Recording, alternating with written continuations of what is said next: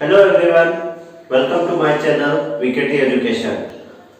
आज का जो टॉपिक है वो है जैक बोर्ड का सेट 3 का भूगोल विषय का 21वां नंबर क्वेश्चन, जिसमें खादर और बांगर मिट्टी में अंतर पूछा गया है। ठीक है, तो मैं पिछले कई सारे वीडियो में आप सबों को अंतर स्पष्ट करने वाले प्रश्नों पर चर्चा करते आया हूं और उसमें से ही एक ये क्वेश्चन है जो अभी मुझे लगा कि आप लोगों को बताना चाहिए, क्योंकि ये बहुत ही इंपॉर्टेंट है। ठीक है, इससे आपको तरह तरह के क्वेश्चन पूछे जाते हैं इसी टॉपिक से।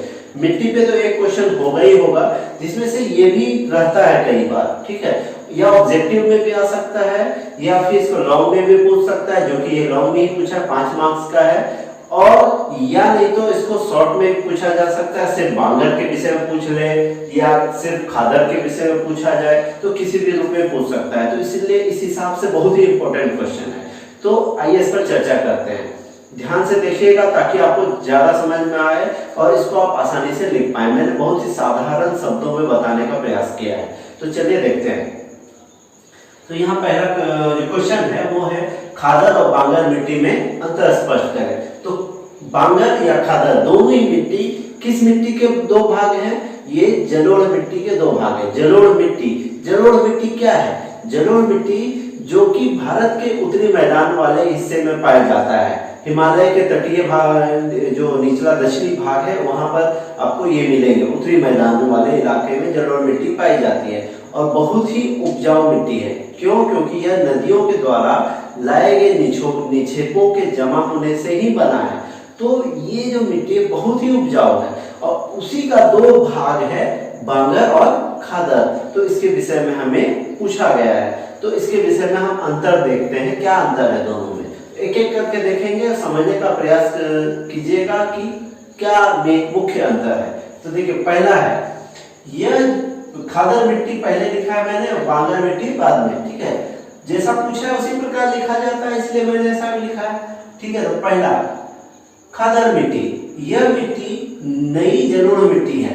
तो खादर मिट्टी जो है नई जलोढ़ मिट्टी है और बांगर यह पुरानी जलोढ़ मिट्टी है। तो ये देखिए, लिखा हुआ आसान है लेकिन बार बार एग्जाम में भूल जाते हैं हम लोग। अगर पूछते बांगर मिट्टी कौन सी, किस प्रकार की मिट्टी है, नई या पुरानी, तो मन में भूल जाते हैं नई है या पुरानी, मन में कंफ्यूजन होता है। तो इसका मेरा खुद का बनाया वो ट्रिक है, ये इसमें एग्जाम में लिखने का नहीं है, बस समझा रहा हूं। जैसे कि देखिए, बांगर से समझ में आ रहा है, या बांगर किससे मिलता जुलता शब्द है?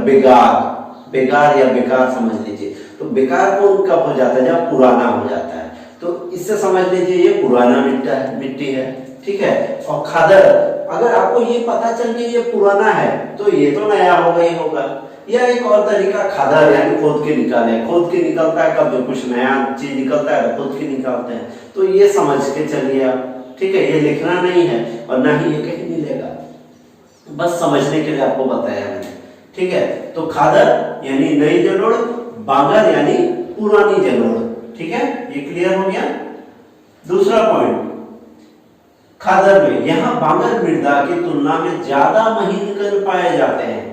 बांगर जो है उसकी तुलना में यहाँ पर ज्यादा महीन कण पाए जाते हैं। क्यों? क्योंकि ये नई मिट्टी है। नई मिट्टी में क्या ये जो मिट्टी बनता है, खादर मिट्टी किससे बनता है?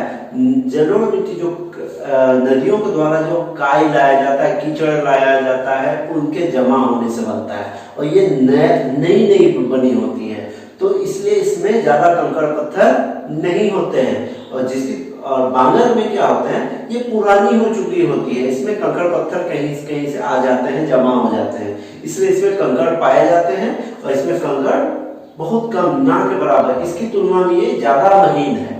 महीन तो ये भी है लेकिन ये ज्यादा महीन है। ठीक है, तीसरा यहाँ पर देखिए, यह मैदानी पट्टी बाढ़ मैदानी अथवा स्तर पर बनाई जाती है या बनती है। यह कहने का मतलब यहाँ पर है ये भी मैदानी पट्टी में है, ये भी मैदानी पट्टी में है, लेकिन मुख्य अंतर क्या है कि ये जो होगा नदी के नजदीक या फिर जमीन के लेवल में बनती है। ठीक है, और ये जमीन से थोड़ी दूर पे चले जाइए, वहां ऊंचाई वाले स्थानों पर बनती है। बनती है या फिर जमा हो जाती है, पुरानी हो जाने के बाद जमा होती है। तो इससे नदी से दूरी पर मैदानी पट्टी भाग में बाढ़ मैदानों से ऊंचाई पर बनी होती है। जहाँ बाढ़ आता है उससे थोड़ी ऊंचाई पर ये होती है, और ये उसके जहाँ बाढ़ आती है उसी के लेवल में, उसी के आसपास बनी होती है। ठीक है, इसकी उर्वरा शक्ति बांगर की तुलना में अधिक होती है। बांगर मिट्टी जो यहाँ पर है उससे ज्यादा उर्वरता शक्ति इसमें है, यानी ज्यादा उत्पादन किसमें होता है, खादर मिट्टी में, और यहाँ बांगर में इसकी तुलना में कम उत्पादक है। ज्यादा उत्पादक कौन सा है, खादर, कम उत्पादक कौन है, बांगर। ऐसे दोनों ही उत्पादक है, लेकिन दोनों में तुलना करें तो खादर ज्यादा उत्पादक है, बांगर कम उत्पादक है इसकी तुलना में। ठीक है, अगला, यह नदी के पास पाई जाती है और बांगर यह नदी से कुछ दूरी पर पाई जाती है। अभी बताया तो यहाँ पर मैंने सेम वही पॉइंट से लिखा गया है कि यह नदी के पास बनती है, क्योंकि बाढ़ जो आता है नदी में ही आता है, और जो नई नई बाढ़ आती है वो मिट्टी उससे जो बनती है वो नदी के बिल्कुल नजदीक उस जगह पर खादर मिट्टी पाई जाती है। और नदी से कुछ दूरी पर चले जाएं, वहां पर जो पुराना बाढ़ तो एक बार आता है फिर पानी कम हो जाता है, वहां पर मिट्टी छोड़ के आता है, तो वही नदी से दूरी पर बांगर मिट्टी पाई जाती है। तो दोनों में ये मुख्य अंतर है। ठीक है, तो इस उम्मीद करता हूँ ये आपको पूरा क्लियर हो गया होगा। और भी आप इसको डीपली पढ़िए, बुक में ज्यादा नहीं दिया गया, लेकिन इस यहाँ पर आपको जो जो बताया गया इसको 2-3 बार ध्यान से पढ़िए, आपको बिल्कुल क्लियर हो जाएगा। तो अगर वीडियो पसंद आता है तो लाइक करना मत भूलिए। अगर चैनल को अब तक सब्सक्राइब नहीं किया तो सब्सक्राइब जरूर कर लीजिए और दोस्तों के साथ शेयर कीजिए, ताकि उन तक भी ये वीडियो या ये आंसर पहुंच जाए। ये बहुत ही इंपॉर्टेंट है और उम्मीद करता हूँ ये आज भी आ भी जाए, आप बस तैयार रहिए। ठीक है, तो आप तब तक पढ़ते रहेंगे। मैं नेक्स्ट वीडियो लेकर जल्दी आऊंगा, तब तक आप पढ़ते रहें। धन्यवाद।